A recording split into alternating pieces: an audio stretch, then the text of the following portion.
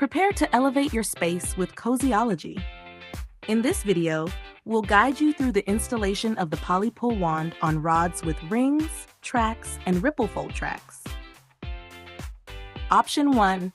Pull wand to rod with rings. Pull wand exposed.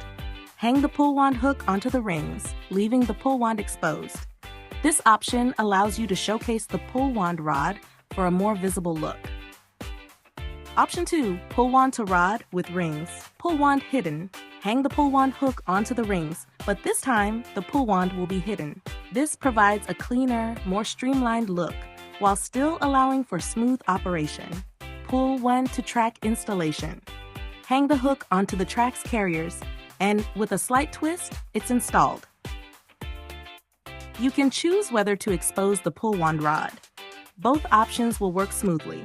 Pull wand to ripple fold track installation. Hang the hook directly onto the carriers.